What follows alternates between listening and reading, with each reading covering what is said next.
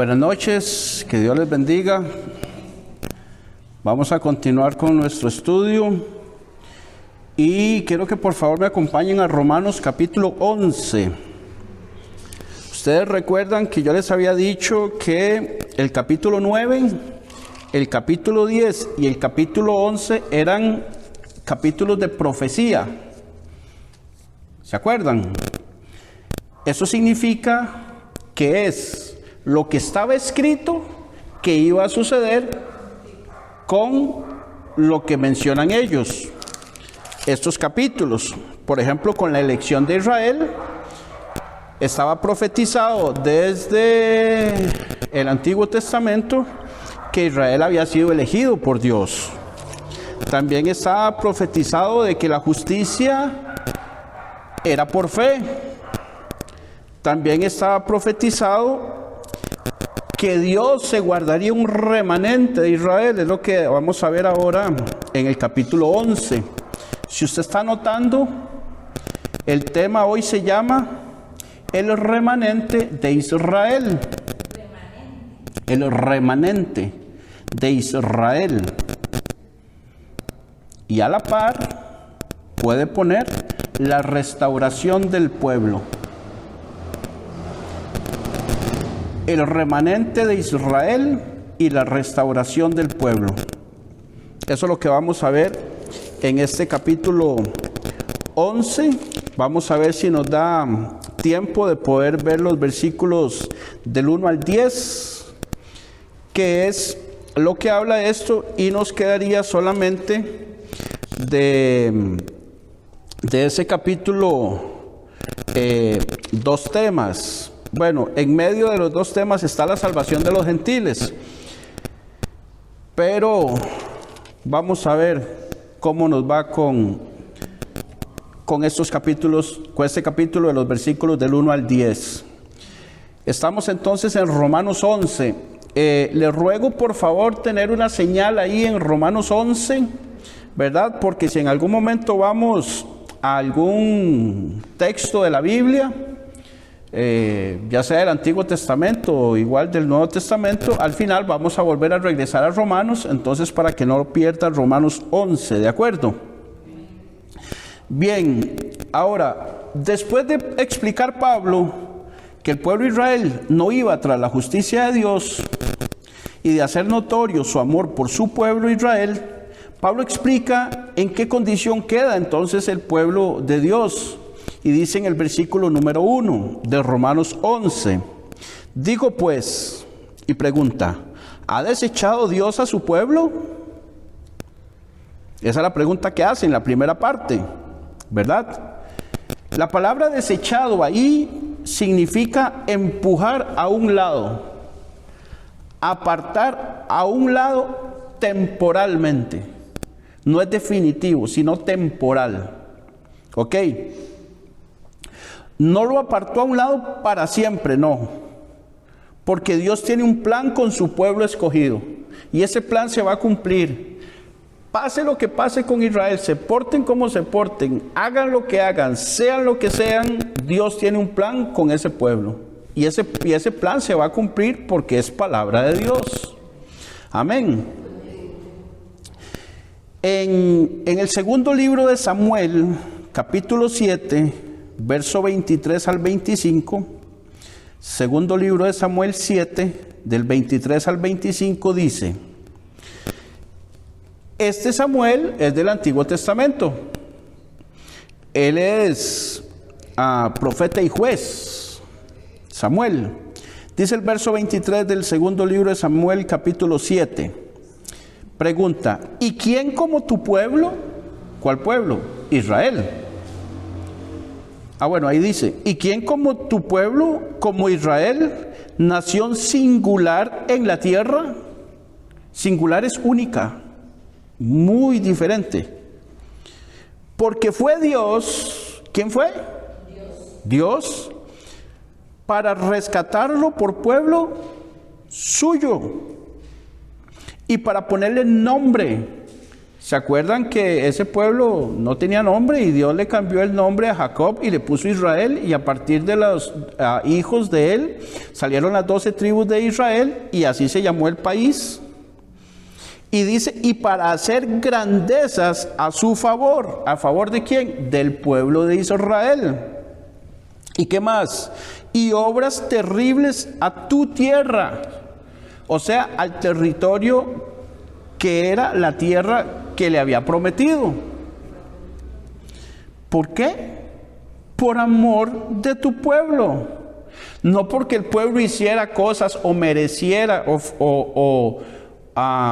porque fuera merecedor o porque ellos hicieron obras para algo. No, fue por amor, al igual que a nosotros los gentiles. Nos salvó igualmente por amor. Dice, por amor de tu pueblo que rescataste para ti. O sea, Dios rescató a ese pueblo para Él mismo. Entonces Dios tiene a ese pueblo en una posición en que pase lo que pase, es el pueblo de Dios en la tierra. ¿Y de dónde lo rescató? De Egipto. De ahí lo sacó con mano fuerte, ¿cierto?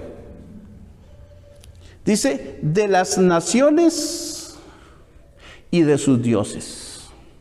Los rescató porque les dijo, no tendrás dioses ajenos, no te harás imagen, no las adorarás, no te inclinarás a ellas. Yo soy tu Dios. Y los rescató de ahí. Y dice de las naciones porque después estuvo en otras naciones, estuvo bajo el imperio romano, estuvo bajo el imperio babilónico, estuvo en Asiria, estuvo en un montón de lugares que los tenían sometidos, pero de todas esas los rescató. Y todavía hoy en día los sigue rescatando. Amén. Dice el verso 24 del segundo libro de Samuel, capítulo 7. Porque tú estableciste a tu pueblo Israel por pueblo tuyo. O sea, Dios lo estableció. Entonces, ¿quién lo va a poder desechar si Dios fue el que lo puso? ¿Y qué dice ahí en su Biblia? ¿Para cuándo? Para siempre. Y para siempre significa para siempre. De manera de que no lo va a desechar ahora, ni dentro de 20 años, ni por más cosas malas que hagan. Y dice, y tú, oh Jehová, fuiste a ellos por Dios. Verso 25, ahora pues, Jehová Dios, confirma para siempre otra vez la palabra que has hablado sobre tu siervo y sobre su casa, y haz conforme a lo que has dicho. Entonces, ese pueblo de Israel no ha sido desechado por Dios para siempre, sino de manera temporal, o sea, por un tiempo. Es la pregunta que se hace en el capítulo 11 de Romanos, versículo 1. ¿Ha desechado Dios a su pueblo? ¿Qué dice la respuesta? En ninguna manera, ¿cierto? En ninguna manera. Porque también yo soy israelita, dice Pablo, de la descendencia de Abraham, de la tribu de Benjamín. Esa frase en ninguna manera significa tajantemente no. Imposible que eso pase. Eso significa en ninguna manera. Es un no rotundo. Dios tiene un plan para Israel y no vemos en ningún lado en la Biblia que Dios haya desechado a Israel para siempre. No, usted no va a leer eso. No lo va a leer. Va a leer que los desechó temporalmente, pero no para siempre. El verso 2 del capítulo de Romanos 11, para seguir avanzando, dice, y ahí responde Pablo, no ha desechado Dios a su pueblo, el cual desde antes conoció. Dice la primera parte del verso 2, ¿cierto? Dice, no lo ha desechado. Y él mismo responde. Dice, al cual desde antes conoció. ¿A quién conoció desde antes? A ese pueblo de Israel. Y esa palabra, antes conoció, en griego es la palabra proginosko, de donde viene la palabra presciencia. ¿Se acuerdan de la palabra presciencia? Que es el conocimiento previo que tiene Dios de todas las cosas. De tal manera que el conocimiento previo de Dios de todas las cosas De antemano Dios sabía que ese pueblo iba a pasar lo que pasó, se iba a comportar como se comportó, que iban a ser ídolos, que iban a ser un becerro de oro, que lo iban a desechar a Dios, ellos a Dios más bien, que lo iban a cambiar por becerros, que lo iban a cambiar por otros dioses, que le iban a dar la espalda, que solamente iban a acudir a Él cuando estuvieran en problemas y Dios los bendecía y ellos le volvían a dar la espalda. Venían, estaban en problemas, clamaban a Dios, Dios los bendecía y le volvían a dar la espalda. Se volvían a meter en problemas, venían, clamaban a Dios, Dios los bendecía y le volvían a dar la espalda. Si usted lee el Antiguo Testamento, eso pasó, pero muchas veces, y hoy sigue pasando. En Israel, actualmente, en ese país, está la mayor concentración de gays y lesbianas en el mundo. Es donde más gays y lesbianas hay. ¿Sabían? Bueno, esa es la cuna de eso, pero es el pueblo de Dios. Y Dios sabía que eso iba a suceder con Israel, pero aún así lo escogió. ¿Por qué? Porque Él sabía que ese pueblo iba a hacer eso, y Él lo escogió porque alguien tenía que escoger, y sigue teniendo un plan con ellos aun cuando ellos se portan mal. ¿Por qué? Porque Él los escogió y Él sabía que se iban a portar mal y aún así los escogió. Ahora, Dios tiene un plan con ese pueblo, pero ese plan que tiene con ese pueblo es diferente al plan que tiene con la iglesia.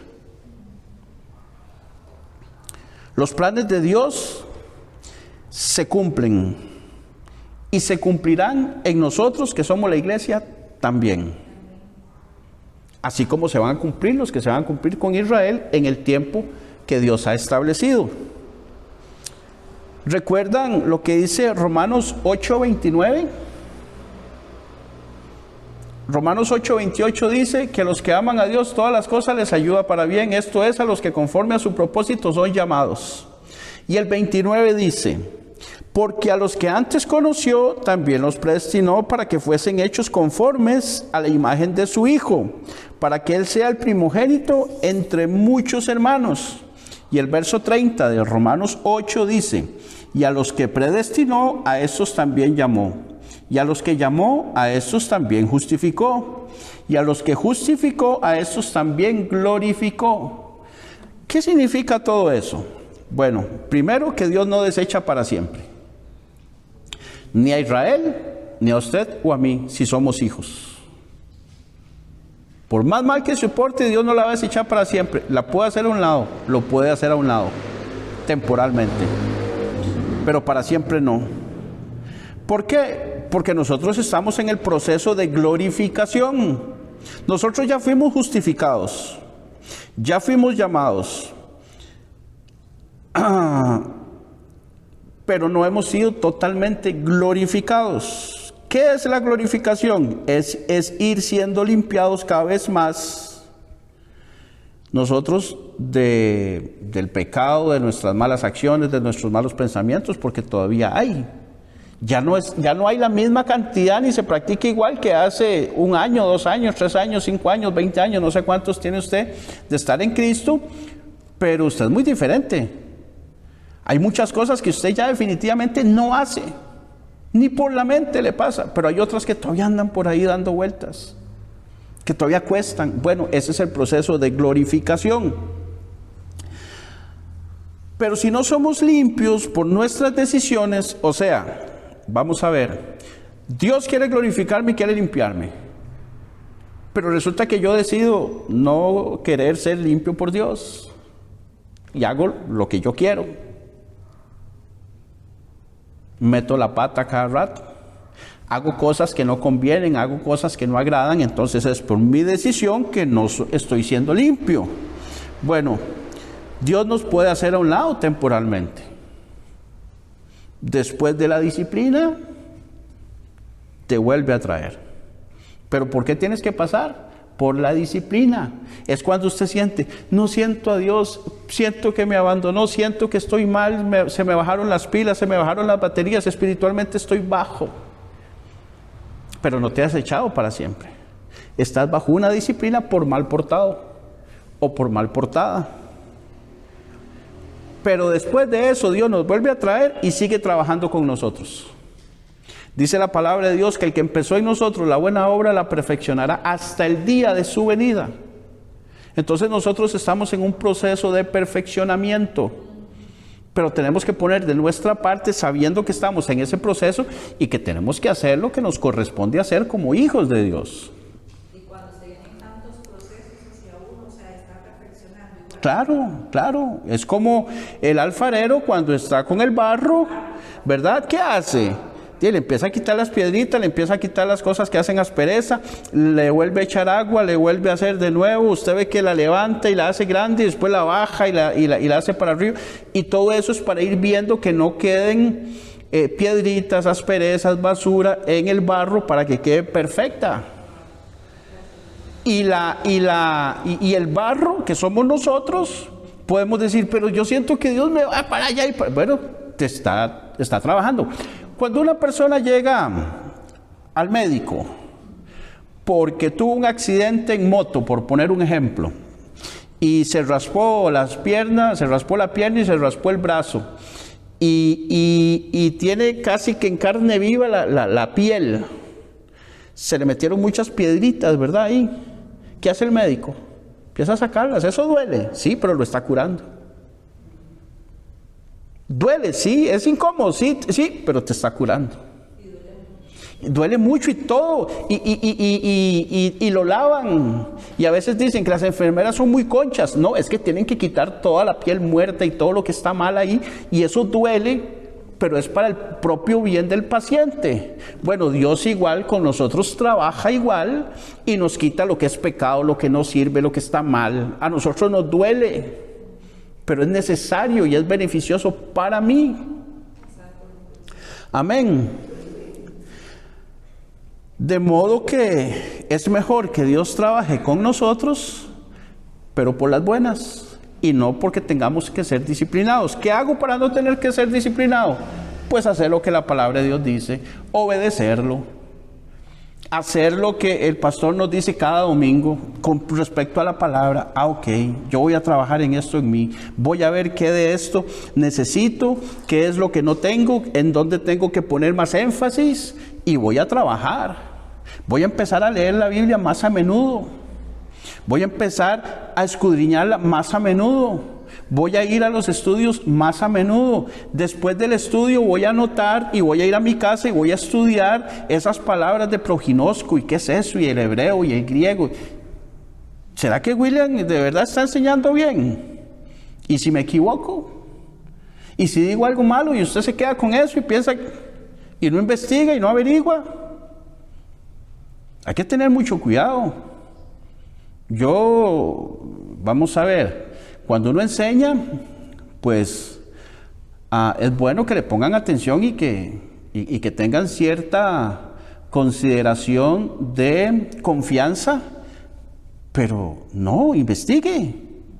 Eso a uno, cuando uno enseña y la gente investiga y averigua y estudia y escudriña la palabra, y después alguien viene y dice algo y ya usted lo estudió, y usted dice amén, y la gente dice qué raro, ¿por qué dijo amén a eso?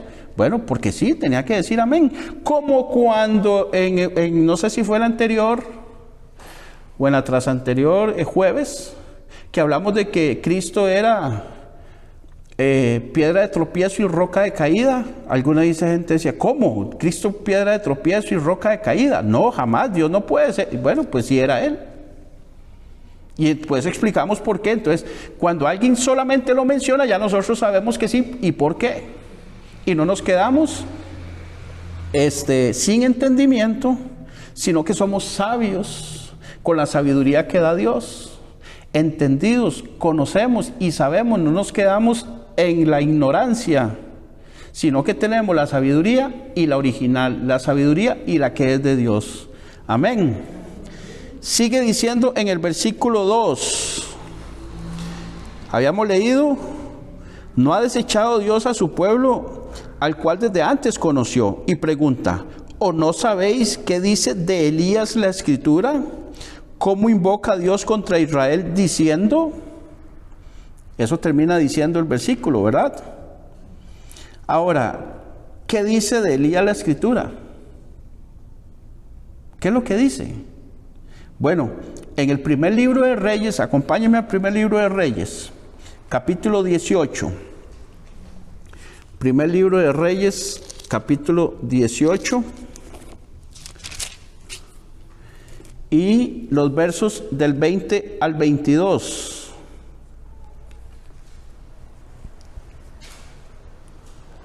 Primer libro de Reyes 18, del 20 al 22. ¿Lo tenemos? Dice, entonces Acab convocó a todos los hijos de Israel y reunió a los profetas en el monte Carmelo. Y acercándose Elías a todo el pueblo dijo, ¿hasta cuándo claudicaréis vosotros entre dos pensamientos? Esa palabra claudicar es hasta cuándo van a dudar entre dos pensamientos. Y dice, si Jehová es Dios, seguidle. Y si Baal es Dios, ¿verdad? Id en pos de él. Y el pueblo no respondió nada, como diciendo, bueno, si es Dios, sigan a Dios, y si es Baal, sigan a Baal, pero decídanse, hagan algo. Dice el verso 22, y Elías volvió a decir al pueblo, solo yo he quedado profeta de Jehová, mas de los profetas de Baal hay 450 hombres. ¿Cuántos habían quedado según Elías de profetas de Dios? Solo él. Dice el verso 22, lo leemos de nuevo. Y Elías volvió a decir al pueblo, solo yo he quedado profeta de Jehová. ¿Y eso es verdad? Vamos a verlo. Mas de los profetas de Baal hay 450 hombres. Eso es lo que él dice. Por eso dice, ¿o no sabéis qué dice Elías? De Elías la Escritura, cómo invoca a Dios contra Israel diciendo, ahí invoca que si Baal es Dios, que lo sigan a él, ¿verdad? Lo que les acabo de explicar, y que se decidan a cuál van a seguir, pero que no estén viviendo entre un día con Dios y otro día en el mundo, un día con Dios y otro día con Satanás, un día con Dios y otro día sin Dios, un día me congrego, otro día no me congrego. No podemos estar así. Decídase, guayabo acá, dice la palabra de Dios que el que es frío, sea frío o caliente, pero que al tibio Dios lo vomita. Precisamente son esos, que no se deciden ninguna de las dos. Y dice el verso 3, pero de Romanos 11. Dice, leemos la segunda parte del versículo 2, dice, ¿o no sabéis qué dice de Elías la Escritura como invoca a Dios contra Israel diciendo, Señor, a tus profetas han dado muerte y tus altares han derribado y solo yo he quedado y procuran matarme? Eso fue lo que dijo, ¿verdad? Que solo él había quedado. Bueno, eso fue lo que invocó Elías después de que Jezabel dijo que lo iba a matar. Recordemos que él, a esos 400 profetas de Baal, él les dio muerte. Los mató a todos. Entonces Jezabel se levanta, porque Jezabel era de ese grupo, por así decirlo, de los profetas de Baal, y dice, este Elías me los mató a todos. Donde lo vea, lo mato. Y se la juró. Y Elías le dio miedo. Acaba de matar 450 hombres y la palabra de una mujer le da miedo. Qué curioso, ¿no? Le tuvo miedo a ella. Pero eso tiene una explicación y tiene un propósito. Acá se pueden tomar dos decisiones, o dos posiciones más bien, incorrectas. Podríamos equivocarnos si leemos muy a la ligera el pasaje. ¿Cuáles son? Primero, que Elías creyó que había quedado solo y que todo se acababa allí y tiró la toalla. ¿Por qué? Porque huyó de Jezabel. Le dio miedo. Acá nosotros debemos de rescatar algo. Número 1, dije que son dos cosas. La primera es que no eres único o especial. Ahora, esto es para nosotros acá hoy. Usted no es única, ni especial, ni único, ni especial. No eres el siervo especial de Dios, que si usted no está, no van a funcionar las cosas. No. Que si no estoy yo, esto no funciona. No, no, no. Eso es una falsa opinión de uno mismo y no debe ser así en nosotros, jamás. Las cosas funcionan siempre, ¿por qué? Porque son de Dios. Funcionan conmigo o sin mí. Así que nada de creernos la última chupada del mango, la última Coca-Cola en el desierto. No, todavía no. Cuidado con pensar así. Dios siempre va a tener un remanente. ¿Cómo se llama el tema? El remanente de Israel. El remanente de Israel y la restauración del pueblo. Bien. A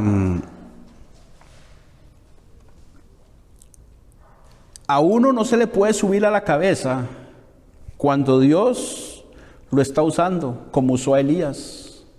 Hizo descender fuego del cielo, quemó los toros que él había puesto de holocausto. Le había echado agua un montón. ¿Han leído esa historia?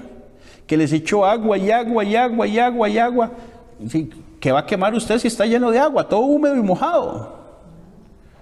Pero Dios mandó fuego del cielo y lo hizo arder.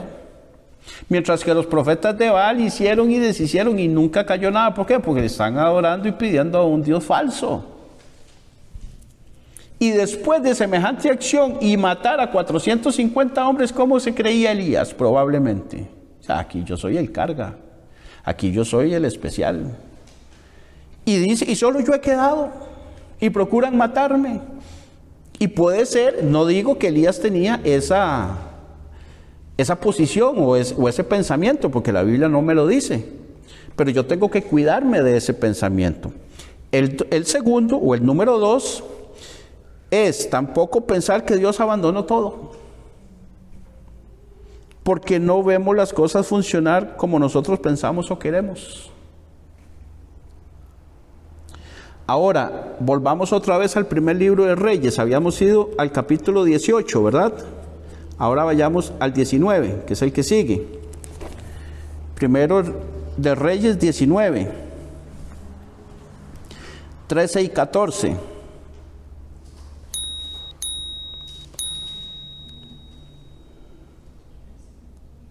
Esto fue cuando él se metió en la cueva. ¿Se acuerdan? Ya el pastor había predicado una vez de esto. Él venía huyendo de Jezabel porque Jezabel lo había jurado que le iba a matar, y él venía huyendo y se metió en la cueva, y ahí le habló Dios. Y dice, y cuando lo oyó Elías, cubrió su rostro con su manto y salió y se puso a la puerta de la cueva. Y aquí vino a él una voz diciendo, ¿qué haces aquí, Elías? Primero quiero decirles que esa pregunta tiene una palabra que nos dice mucho. Aquí. ¿Qué te dice? Que Dios estaba ahí con él. Yo le puedo decir, ¿qué hace ahí sentada? Significa que está allá. Pero si yo le digo, ¿qué hace aquí? Significa que está junto a la par mía. ¿Cierto? ¿Sí o no? ¿Qué haces aquí? Dios estaba ahí en esa cueva. Recordemos que en el Antiguo Testamento la presencia de Dios iba y venía, iba y venía, iba y se iba. Y ahí estaba la presencia de Dios con el que haces aquí. Porque si Dios hubiera estado en otro lado, le hubiera dicho, ¿qué haces ahí, Elías? No, ¿qué haces aquí? Ahí estaba Dios. Y el verso 14 dice, él respondió, he sentido un vivo celo por Jehová. Otra vez la palabra celo. He sentido un deseo ardiente en mi corazón como agua hirviendo por ganas de querer hacer las cosas bien para Dios. Eso significa celo ahí, que era muy diferente a los celos amargos que habíamos visto en Santiago 3:14, si mal no recuerdo, que eran unos punzonazos como de odio más bien adentro en el corazón, porque las palabras no siempre significan lo mismo en todo, en español celo, en una significa una cosa, en otro otra. Entonces por eso es que tenemos que escudriñar la palabra. Dice he sentido un vivo celo por Jehová, Dios de los ejércitos, porque los hijos de Israel han dejado tu pacto, han derribado tus altares y han matado a espada a tus profetas, y solo yo he quedado y me buscan para quitarme la vida. Ahora se lo dice a Dios. Ok, entonces él piensa que ya se acabó todo, que Dios los abandonó, pero Dios está ahí. No, ¿qué haces aquí, Elías? No, aquí estoy, no me he ido, no he abandonado, dice Dios. Ahora, sin perder primer libro de Reyes, vaya a Romanos 11, verso 4, porque después de leer el 4 vamos a volver otra vez al primer libro de Reyes. Verso 4 del capítulo 11 de Romanos, dice, pero, ¿qué dice la divina respuesta? Él está hablando con Dios, ¿verdad? En Reyes. ¿Y qué dice la divina respuesta? ¿Qué es lo que Dios le dice? Me he reservado, ¿qué dice en su Biblia? 7,000 hombres que no han doblado la rodilla delante de Baal. Ese es el remanente. Esos 7,000 hombres son el remanente. Ahorita les explico qué significa remanente. Ahora, devuélvase al primer libro de Reyes, capítulo 19, y en el verso 18. Primer libro de Reyes, 19, 18. Es un poquito más abajo donde estábamos leyendo ahorita, ¿cierto? Dice, y yo haré, ¿quién es ese yo? Ese yo es Dios. Y yo haré que queden en Israel, ¿qué dice? 7,000, cuyas rodillas no se doblaron ante Baal y cuyas bocas no lo besaron. O sea, quienes no se inclinaron. Estos 7,000 son el remanente que Dios se había dejado en ese momento, de maneras que Elías no estaba solo, estaba él con 7,000 más, pero Elías no sabía. Y Dios les revela, no, usted no está solo, hay 7,000 más, yo no los he abandonado, aquí están. Ese es el remanente. La palabra remanente significa el resto, un poco, pero ya lo vamos a ver a más detalle. Entonces, ¿qué fue lo que dijo la divina respuesta? No, yo tengo un remanente, yo tengo un poco, yo tengo más, no son muchos, pero me he guardado algunos. Dios siempre tiene un remanente, un pequeño grupo. Veamos algunos ejemplos en la Biblia y otros en la historia de la iglesia. Aquí dice lo que significa remanente. En hebreo es la palabra sherit y significa restante o porción. La porción es un poco de, no es el total, ¿verdad? También significa resto. Y en griego la palabra es kataileima, que significa restante o pocos. En realidad significa lo mismo, tanto en hebreo como en griego. ¿De acuerdo? Hoy existe un remanente, ¿sabía?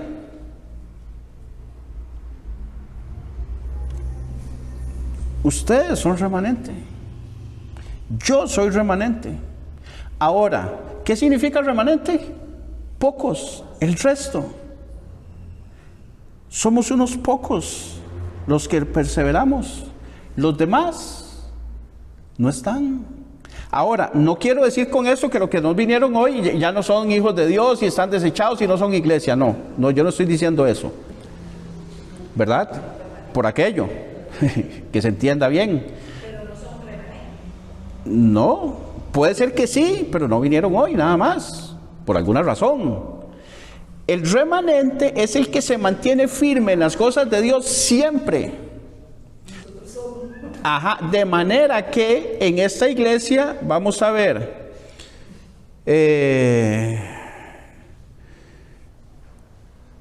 ¿me pueden decir más o menos cuánto tiempo tiene usted de congregarse acá? ¿Se acuerda?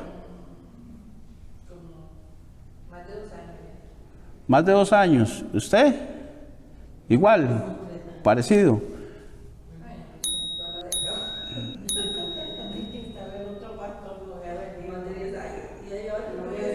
usted se congregaba aquí antes del pastor Figueroa. Ah, ok.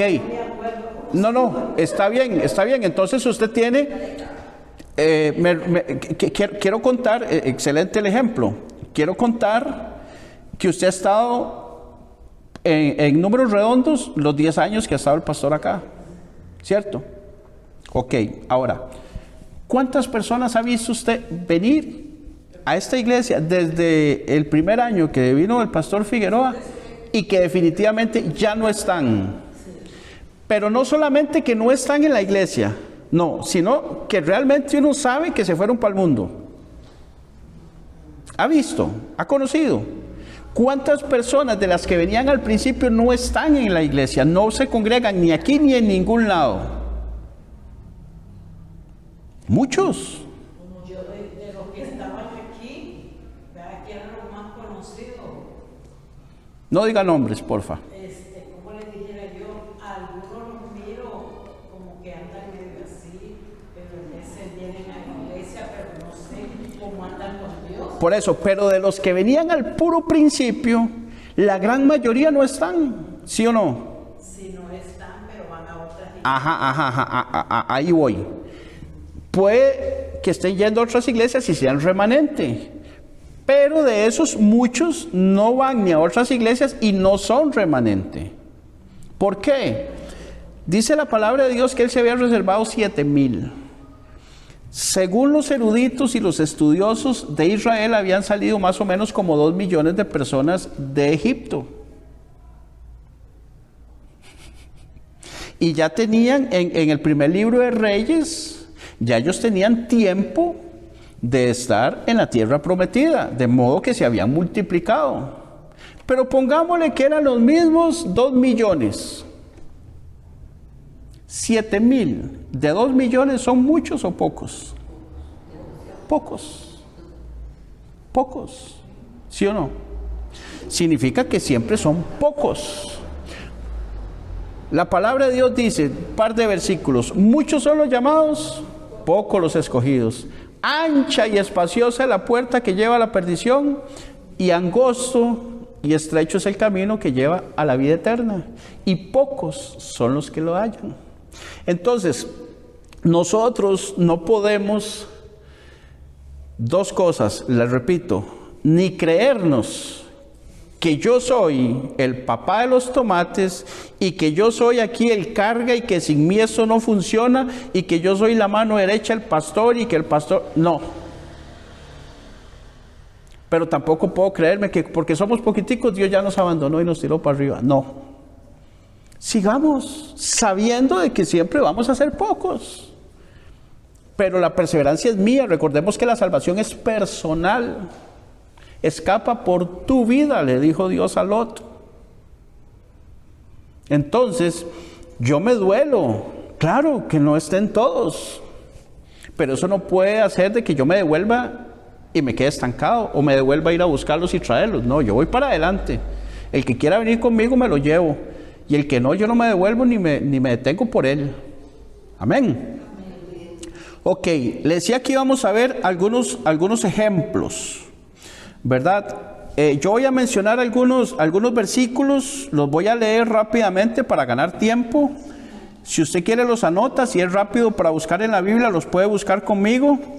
El primero está en Segundo de Crónicas 36. Segundo de Crónicas, capítulo 30, versículo 6, dice así: fueron pues correos con cartas de mano del rey y de sus príncipes por todo Israel y Judá, como el rey lo había mandado, y decían: hijos de Israel, volveos a Jehová, el Dios de Abraham, de Isaac y de Israel, y él se volverá al remanente que ha quedado de la mano de los reyes de Asiria. ¿A quién se va a volver? Al remanente, a los pocos que quedaron. Ahí vemos un ejemplo del remanente. En Esdras,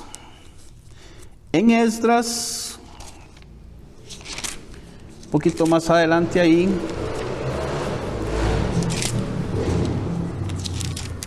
En Esdras capítulo 9, versículo 15, dice, Esdras 9:15 dice: oh Jehová, Dios de Israel, tú eres justo, puesto que hemos quedado un remanente que ha escapado como en este día. Henos aquí delante de ti en nuestros delitos, porque no es posible estar en tu presencia a causa de esto. Estaban reconociendo que ellos habían pecado. Y creo que tenemos que hacer nosotros ante Dios, reconocer el pecado, que no somos merecedores, pero estamos aquí. Somos el remanente. Pecar no significa, ya pequé, ya la volé, la saqué del estadio, ya lo hice mal, ya entonces ya Dios no. No. Vamos donde Dios, aunque hayamos hecho las cosas mal. Intentemos y hagamos lo posible por corregirlas, pero no podemos dejar de ir donde Dios porque estemos mal o porque nos sintamos bajos de baterías o porque lo que sea. Siempre debemos estar con Dios para seguir siendo remanente, para seguir siendo de esos pocos que no abandonan el barco nunca. Amén. Bien. Ahí más adelantito, después de Esdras, está el libro de Nehemías, capítulo 1, verso 3.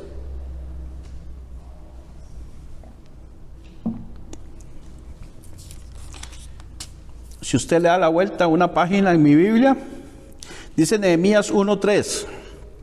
Y me dijeron: el remanente, los que quedaron de la cautividad allí en la provincia, están en gran mal y afrenta.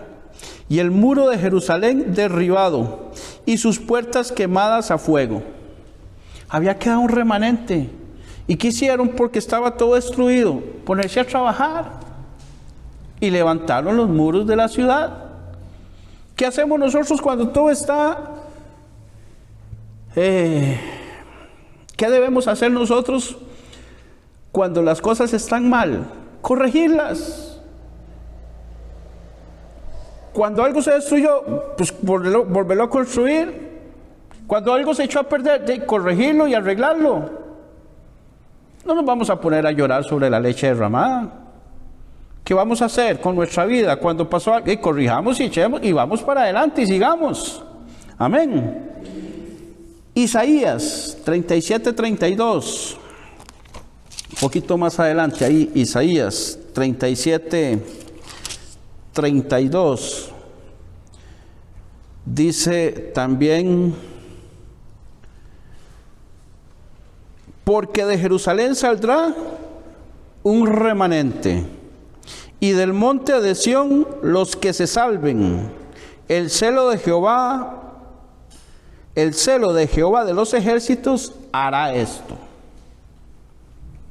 Vea que hemos leído ya de diferentes épocas. Hemos leído de Crónicas, que era cuando estaban los reyes, de Esdras después del exilio, de Nehemías después del exilio, de Isaías 700 años antes de Cristo. Ahora vamos a ver qué dice Miqueas 7:18, un poquito más adelante ahí. Miqueas 7:18. Miqueas es un profeta menor. Son de esos libros de los profetas que tienen poco contenido, por eso se llaman profetas menores. No es porque sean de menor importancia, sino porque esos libros son pequeños, son cortos. Miqueas no es tan corto, pero tampoco es tan largo. Tiene 7 capítulos, pero no es tan largo como Isaías, por ejemplo. ¿Qué dice Miqueas 7:18? Dice: ¿qué Dios como tú, que perdona la maldad y olvida el pecado del remanente de su heredad? No retuvo para siempre su enojo, porque se deleita en misericordia. ¿Qué empezamos diciendo? Que Dios no había desechado a Israel para siempre. De manera que perdona la maldad y olvida el pecado del remanente de su heredad, y no retuvo para siempre su enojo, porque se deleita en misericordia para su pueblo. Ahora, en Romanos 9:27, que ya nosotros lo vimos en un momento, menciona a Isaías. Dice también, Isaías clama tocante a Israel: si fuera el número de los hijos de Israel como la arena del mar, tan solo el remanente será salvo. El remanente son los que se mantienen firmes en su fe en Jesucristo y no abandonan el barco nunca. Esos son algunos ejemplos de lo que la Biblia habla de remanente. Ahora, en la historia del ser humano también hay ejemplos de remanente. Voy a ver algunos.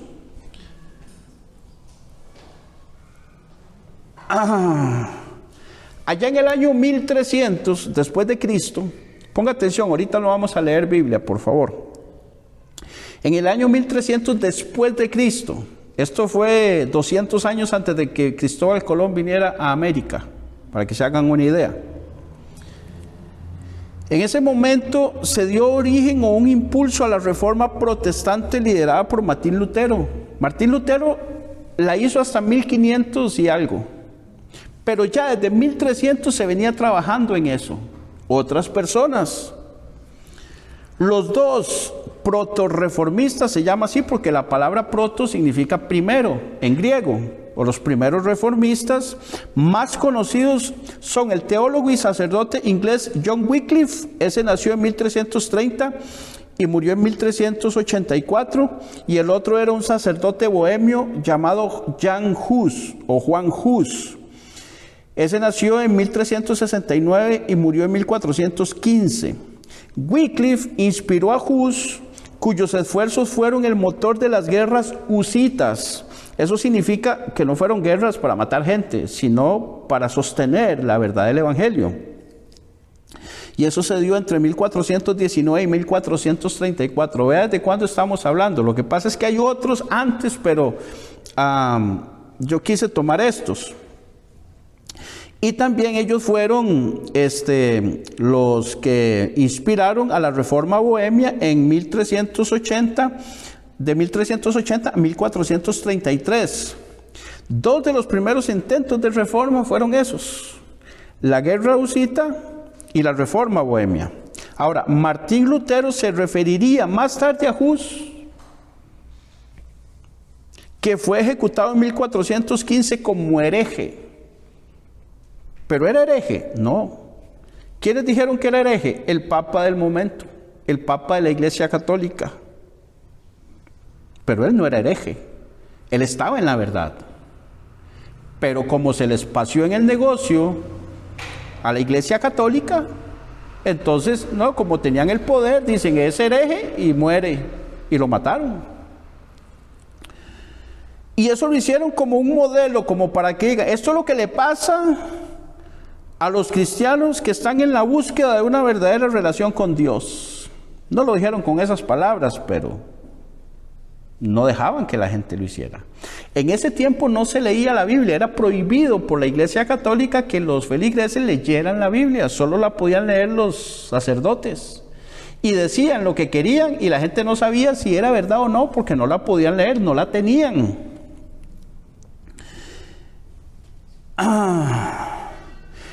Luego vino otro, era tocayo mío, se llamaba William Tyndale. Ese nació en 1494 en Inglaterra. El 6 de octubre de 1536 murió en Bélgica. Fue un sacerdote excatólico inglés que realizó la primera traducción de la Biblia al idioma inglés a partir de los textos hebreos y griegos, o sea, de los originales. Y esa fue la primera versión de la Biblia que usó el nombre Jehová para referirse a Dios. Y fue el preferido por los reformadores protestantes ingleses. Fue la primera Biblia impresa en idioma inglés y la primera de las nuevas Biblias inglesas de la Reforma Protestante. Vea lo que hizo William Tyndale. Se consideró un desafío, un reto directo a la hegemonía, tanto de la Iglesia Católica como de las leyes de Inglaterra que mantenían la posición de la Iglesia. O sea, es prohibido tener una Biblia. Y él la traduce y la imprime para darle a la gente. ¿Está contra la ley, sí o no? Pero lo hizo, ¿por qué? porque Dios quiere que todos leamos su palabra. Y fue ejecutado por eso también. Este hombre estudió en Oxford, es una de las principales universidades. La misma universidad donde había estudiado John Wycliffe poco más de 120 años antes. Y posiblemente los ideales de Tyndale estuvieron influidos por Wycliffe. En 1515 se graduó como maestro en artes. Oiga todo lo que era. Y llegó a ser licenciado en artes en la Universidad de Oxford. Y posiblemente sus estudios complementarios los realizó en la Universidad de Cambridge. Después de titularse, se trasladó a Cambridge, donde posiblemente conoció a Erasmo de Rotterdam. No puedo dar muchos detalles de los nombres porque haría esto muy largo. Ese Erasmo de Rotterdam estaba terminando su compilación del Nuevo Testamento en griego, y además del inglés como lengua materna. Oiga lo que él hablaba. En el curso de su vida, Tyndale aprendió francés, griego, hebreo, alemán, italiano, latín y español.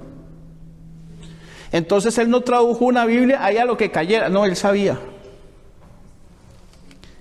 Aunque hoy haya muchas sectas y falsas enseñanzas, debemos estar siempre seguros de que hay un remanente, tanto de judíos nacidos de nuevo como de todas las naciones del mundo que hemos nacido de nuevo. Usted y yo somos remanente de Dios, somos remanente de su pueblo. Volvemos a Romanos capítulo 11, el verso 5 dice: así también, aún en este tiempo ha quedado un remanente escogido por gracia. ¿Escogido por qué? Por gracia. Cuando dice que Dios se ha reservado un remanente es por gracia, no por ningún mérito nuestro. Por lo tanto, nosotros no podemos andar jugando de vivos, ni jugar de importantes, ni creernos nada. Verso 6 de Romanos 11 dice: y si por gracia, ya no es por obras, ¿cierto? De otra manera, la gracia ya no sería gracia. Y si por obras, ya no es gracia. De otra manera, la obra ya no es gracia. Eso es como ya no es obra, perdón. Ya eso es como un juego de palabras. Ese mismo versículo de Romanos 11:6, en la versión Nueva Traducción Viviente, un dato. Ustedes saben, ha visto que yo uso mucho esa versión, la Nueva Traducción Viviente, la traducción del lenguaje actual, la palabra de Dios para todos y otras versiones de la Biblia. Bueno, esta Nueva Traducción Viviente está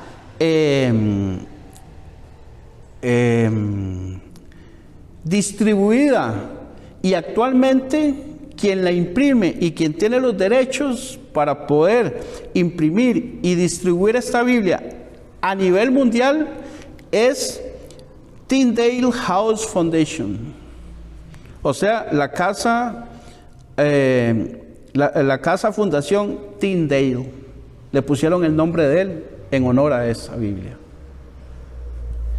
Y en esa versión dice: y como es mediante la bondad de Dios, o sea, la gracia, entonces no es por medio de buenas obras, pues en ese caso la gracia de Dios no sería lo que realmente es, gratuita e inmerecida.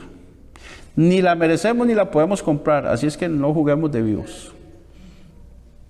Calmadito ahí, que la carne se mantenga donde tiene que estar, que no se eleve, porque nosotros no hemos hecho nada. Sea quien sea, que sea yo, o sea quien sea, que sea usted, o esté donde esté, o haga lo que haga, todo es por obra y gracia y misericordia de nuestro Señor Jesucristo y nuestro Padre Celestial. De modo que es por pura gracia, no deja nada al hombre, para que el hombre no se jacte, para que no se eche flores. Ser parte del remanente de Dios sigue siendo un regalo que no merecemos, ni hicimos nada para merecerlo.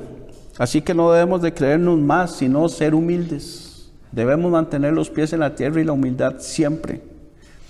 Verso 7, Romanos 11. ¿Qué pues? Lo que buscaba Israel no lo ha alcanzado, pero los escogidos sí lo han alcanzado y los demás fueron endurecidos. Entonces, ¿qué? Dice, lo que buscaba Israel, que era la salvación, no la ha alcanzado. ¿Por qué? Porque iban tras ello por sus propias justicias. No creyeron en Jesús, ¿cierto? Pero los escogidos, ¿quiénes? Los gentiles. Sí lo han alcanzado. Los escogidos acá son los que Dios sabía de antemano que creeríamos en Él. No fue que los escogió a dedo. Recuerden lo que vimos en el capítulo 8, de la presencia de Dios, el conocimiento previo que tiene Dios de todas las cosas, que Él sabe quiénes creerían y quiénes no. Y a los que creemos, a esto les llama escogidos. Los primeros judíos que creyeron, por ejemplo, Juan el Bautista, Andrés, Juan, Pedro, Natanael, Felipe, Esteban, el mismo Pablo, Bernabé, Silas, Marcos, Timoteo, Tito, Priscila y Aquila, Lidia, María, María Magdalena, María y Marta, y etcétera. Ellos eran judíos y creyeron. Los demás fueron endurecidos. ¿Quiénes? Por ejemplo, los fariseos. No que Dios los endureció, sino que ellos, por no creer, se endurecieron ellos mismos. Al igual hoy, alguien un día de estos me dijo, usted ya me mandó al infierno. Le digo, no, yo no lo he mandado a usted a ningún lado. Usted se va a ir porque quiere, se va solito. Más bien al contrario, lo que yo le estoy diciendo es para que no vaya. Pero creen que yo lo mandé y yo no puedo mandar a nadie a ningún lado. No tengo poder para eso. Al contrario, puedo sacarlo de ahí. Yo, no, el evangelio que yo puedo predicarle. Y usted también puede hacerlo. Usted también puede sacar a una persona que va para el infierno cuando le predica el evangelio y le habla de Jesucristo y la persona cree y acepta. Y cambia su vida y viene a nacer de nuevo y pasa por todo el proceso que Dios quiere. Amén.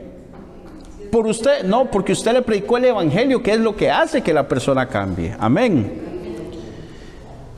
Dios nos habla en las prédicas de cada domingo, ¿sí o no? Por ejemplo, todos los domingos, cuando abrimos la Biblia nos habla.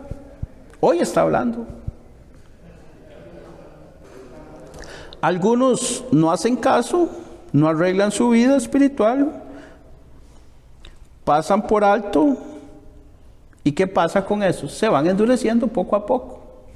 Pero los que sí hacemos caso, los que sí tomamos cartas en el asunto, los que sí arreglamos nuestra vida espiritual, no nos endurecemos, al contrario, nos limpiamos de pecado, nos santificamos. Amén. Y uno les habla, el pastor les habla, les aconseja, y terminan diciendo, no, yo estoy bien. Pero todos notamos que andan mal. Como el borrachito que está lleno de licor. Y se tambalea y va a cruzar la calle. Y uno le dice, mira, déjeme ayudarle porque usted está mal. No, yo estoy bien, déjeme. Y pum, se cayó. No reconoce que está mal. Pero a leguas y todos los que están alrededor notan que está mal, pero él cree que no está mal. Así pasa muchas veces en la vida espiritual. Con las personas que creen que están bien porque van a X iglesia, porque donan, porque hacen obras, porque cantan en un ministerio, porque ponen el sonido, porque predican, porque son los que limpian el templo. Por lo que no es por eso, no es por hacer obras, es por ser justificado por Jesucristo. Ahora dice que no fueron desechados para siempre, sino que fueron hechos a un lado. ¿Quién es? El remanente, hechos a un lado temporalmente. Por ejemplo, así pasó conmigo durante 15 años de mi vida y después de mucho sufrimiento por las consecuencias. Si eres hijo, vuelves. Si eres hija, volverás a Él. Pero ¿cómo va a volver? Todo golpeado, maltratado y con años de vida perdidos. ¿Como quién? Como el hijo pródigo, por ejemplo. ¿Cómo regresó? ¿Pero por qué fue recibido? Porque era hijo. Entonces nosotros podemos hacernos a un lado, o Dios nos puede hacer a un lado por la desobediencia y por nuestra cabezonada y por nuestras malas decisiones. Y vamos a sufrir en el mundo, pero cuando vengamos de nuevo Él nos va a aceptar porque somos hijos. Pero ¿para qué queremos ir a sufrir? ¿Para qué queremos ir a pasar todo eso? Mejor no, mejor por las buenas. Dice el verso 8, como está escrito, Dios les dio espíritu de estupor, ojos con que no vean y oídos con que no oigan hasta el día de hoy. Eso está en Isaías 29:10, en la versión traducción del lenguaje actual. Ve que si uso las versiones. Dice, Dios ha hecho caer sobre ustedes un sueño muy profundo. Eso es espíritu de estupor. Ustedes los profetas deberían ser los ojos del pueblo, pero son incapaces de ver nada. O sea, Isaías 29:10. Los profetas eran los que tenían que guiar al pueblo, pero ellos mismos no veían. ¿Y cómo va a guiar un ciego a otro ciego? Jamás. Estaba escrito, ¿dónde? En Isaías, de que lo que dice el verso 8, que les dio espíritu de estupor, ya estaba profetizado, de que eso iba a pasar con Israel. Eso no es un espíritu demoníaco ni el diablo, les decía, sino que se les quitó la sensibilidad. Estupor significa literalmente adormecer. Y es un adormecimiento como cuando a usted se le duermen los brazos o las piernas. Usted se pellizca y le duele. Significa que no siente. Significa que se le quitó la sensibilidad. Entonces, cuando está dormido espiritualmente, peca y no siente nada. Le da igual porque está adormecido. Eso le pasó a Israel. Eso es espíritu de estupor. No sienten nada. A Israel se le quitó toda sensibilidad. Y ya no estaban, ¿qué fue lo que le pasó a Israel? Que ya no estaban obedeciendo a Dios, ni sentían nada y ni cuenta se daban, ya que no discernían que andaban mal con respecto a los mandamientos y caminos de Dios. Según ellos estaban bien, tanto así que mataron a Jesús. Y pensaban que estaban bien. Por eso insistimos tanto, para que no caigas en ese adormecimiento, en ese endurecimiento, sino que más bien atendamos antes de que nos pase esto a nosotros o a alguno de los nuestros. Y lo advierte. ¿Dónde lo advierte? En Hebreos 3:15, por ejemplo, dice, entre tanto que se dice, si oyeres hoy su voz, no endurezcáis vuestros corazones como en la provocación. De manera que los corazones fueron endurecidos no por Dios, sino dice, no endurezcáis vuestros corazones. Es la gente, es la persona la que se endurece. Hebreos 4:7 dice, otra vez determina un día, hoy, diciendo, después de tanto tiempo por medio de David, como se dijo, si oyeres hoy su voz, no endurezcáis vuestros corazones. Repite, no endurezcáis, o sea, es la persona la que se endurece, no es Dios el que le endurece el corazón a alguien o no. Y resulta que no ven, no oyen espiritualmente, están ciegos y sordos. Verso 9, ya casi terminamos, del capítulo 11 de Romanos. Y David dice, se ha vuelto en convite, en trampa y en red, en tropezadero y en retribución. Y el 10 dice, se han oscurecido sus ojos para que no vean y agobian la espalda para siempre. David, el rey David, ya escribía de Israel esto.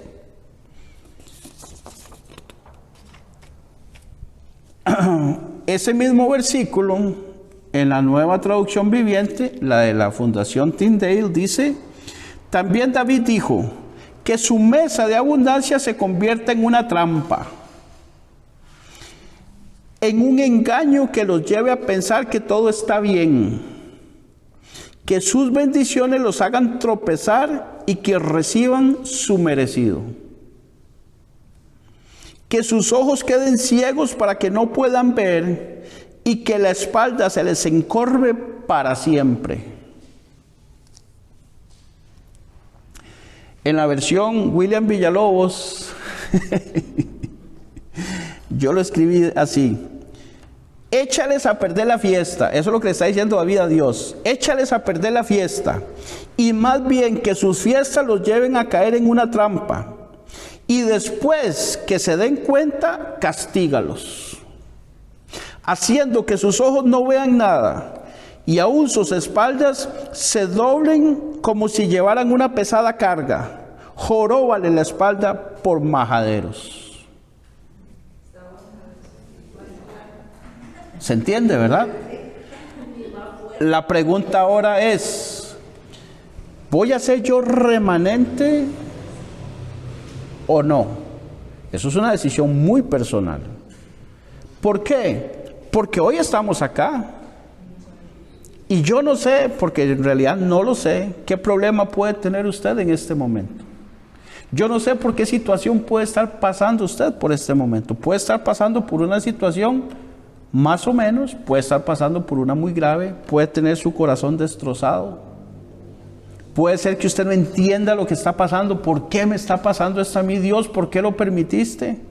Pero, ¿voy a ser remanente aún en medio de eso o voy a abandonar el barco? Mantenernos. Dios tiene el control de eso, porque lo tiene. Y la confianza en Dios es, aún en medio de esa situación, sigo confiando en Él. Si esto me está pasando, si esto me está sucediendo, no importa. No estoy bien, no me siento bien, me siento triste, he llorado, me siento despedazado. Se me partió el corazón en 40,000 pedazos, como le pasó a María, la mamá de Jesús, cuando vio a su hijo en la cruz. Pero aún con todo eso, yo no abandono la fe. Y se me viene a la mente ahorita aquellos muchachos en el horno de fuego ardiente, con Nabucodonosor en el libro de Daniel. Que Nabucodonosor los va a echar en un horno de fuego porque ellos no querían adorar a la imagen que había hecho, ¿verdad? Y entonces Nabucodonosor en un momento dado les dice a ellos que les va a dar la oportunidad para que se retracten, para que no sean echados al horno de fuego, ¿verdad? Y él había hecho esa ley, que tenían que postrarse, y el que no se postraba y adoraba sería echado dentro de un horno de fuego ardiente, dice Daniel 3, capítulo 3, verso 11. Y entonces acusan a estos muchachos, a Sadrac, a Mesac y a Abednego, que estos varones no han respetado esa ley. Y entonces era una estatua de oro que había levantado él, y cuando sonaban los instrumentos musicales tenían que inclinarse y adorarla. Y estas personas no lo hacían, Sadrac, Mesac y Abednego. Y en el versículo 16 del capítulo 3 de Daniel dice: Sadrac, Mesac y Abednego respondieron al rey Nabucodonosor diciendo: no es necesario que te respondamos sobre este asunto. He aquí nuestro Dios, a quien servimos, puede librarnos del horno de fuego ardiendo, y de tu mano, oh rey, nos librará. Pero dice el verso 18: y si no, o sea, si no nos libra, sepas, oh rey, que no serviremos a tus dioses, ni tampoco adoraremos la estatua que has levantado. O sea, si Dios nos salva, Él tiene el poder para salvarnos, y creemos eso, estamos convencidos. De manera que no la vamos a adorar, aunque nos eche ahí. Pero aunque nos echen y nos quememos y nos maten y nos achicharronen todo, tampoco lo vamos a hacer. Eso es fe. Eso es confianza. ¿Por qué? Porque mucha gente tiene confianza en Dios cuando todo está bien y cuando sí me salve. Pero en el momento de la prueba, abandona el barco. Da la espalda. Y no, nuestra fe no puede dar la espalda en los momentos difíciles y complicados. Amén. Seamos remanente. Puede ponerse sobre sus pies, vamos a orar. Bendito Dios y Padre que estás en el cielo, gracias te damos esta noche por tu palabra expuesta, Señor. Ayúdanos por tu Santo Espíritu, Señor, a mantenernos dentro de esos pocos, Dios, dentro de ese remanente, Señor, que tú tienes acá en la iglesia local en Ticobloc, para que seamos de los que nos mantenemos firmes a pesar de pase lo que pase, que nosotros estemos seguros, convencidos de que no importan las circunstancias que podamos estar pasando, tú eres nuestro Dios y nuestro Rey. Confiamos en que tú tienes poder para sacarnos de esta situación en la que estamos cuando tú lo decidas. Pero si no lo haces, Señor, seguiremos confiando en ti, sabiendo que no es en esta vida donde nosotros vamos a disfrutar exactamente todo lo que tú has prometido, sino cuando estemos allá en tu presencia, cuando hayamos abandonado este cuerpo físico en esta tierra. Así que hacemos nuestras las palabras del apóstol Pablo, que dijo que para mí el vivir es Cristo y el morir es ganancia. Que si estamos en esta vida, sirvamos. Y si partimos, nos sintamos dichosos de que vamos contigo, Dios. Ayúdanos, Padre, a no desmayar. Que tu Espíritu Santo nos fortalezca siempre, Dios, a través de la palabra. Ayúdanos, Señor, a que en vez de un espíritu de estupor y de adormecimiento, más bien venga un espíritu, Señor, en nosotros. Que el Espíritu avive, Señor, el fuego del don que está en nosotros, que tú has puesto, Señor, para que escudriñemos tu palabra, para que hablemos contigo con frecuencia, para que le hablemos a otros de Cristo, para que nos mantengamos fuertes, Señor, en nuestra vida espiritual. Que todo esto sea hecho por tu poder, por tu Santo Espíritu, Señor, y esto te lo pedimos y te damos muchas gracias en el nombre de Jesús. Amén y amén. Suscríbete a nuestro canal, El Evangelio Hoy.